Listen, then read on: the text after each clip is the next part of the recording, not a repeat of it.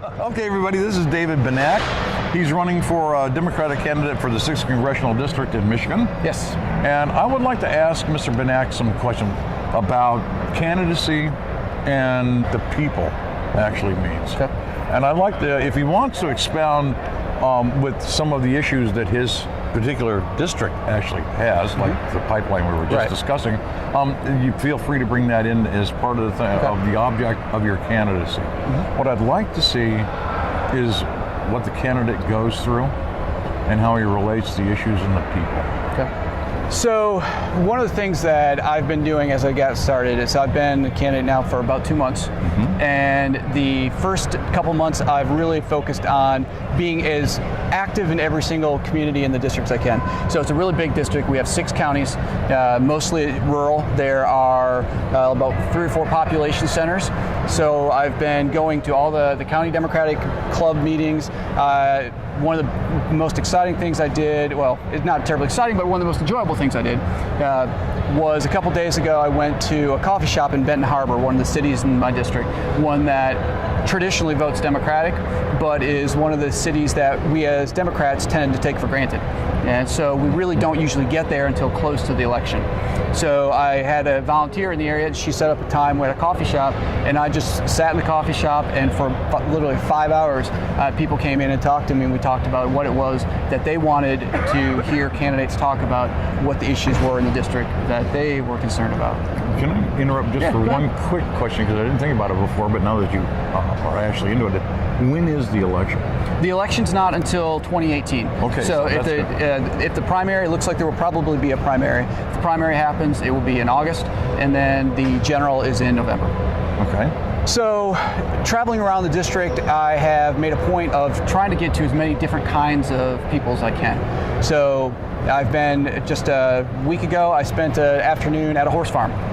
And we went out and saw the horses. Then we came inside, and had nice. We sat down and had some snacks and talked about what it meant. And this was in Three Rivers, that was in Niles, and talked about what it meant to live on the farm and what the issues were for people who lived in that community. Is that a rural community at that particular point? Correct. So there's a population center, but it's mostly rural in the area. How much of your rural area is Republican or conservative? Most of it. So the district is considered to be an R+4, so really traditionally votes Republican. We have, the district took its shape that it more or less exists in today in 1992.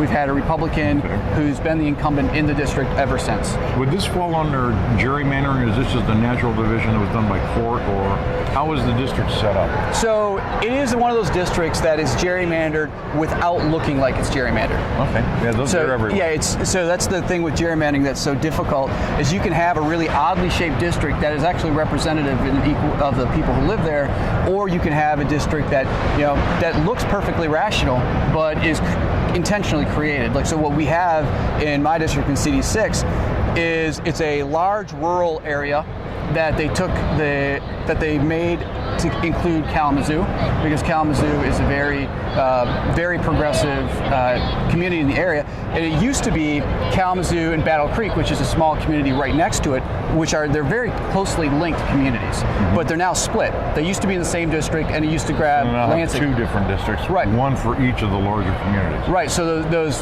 districts, those areas that support Democrats, are split into larger geographic areas that are overwhelmed by the conservative rural population. So they played the game where they diluted the vote.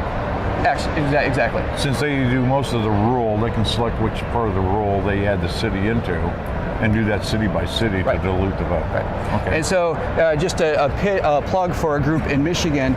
We have 2 groups in Michigan: Count My Vote, MI for my, and Voters Not Politicians, which are doing really good work on putting ballot language together and are going to start circulating petitions to get a citizen nonpartisan redistricting commission on the ballot for 2018, which would allow the citizens of the state to handle the redistricting instead of the politicians.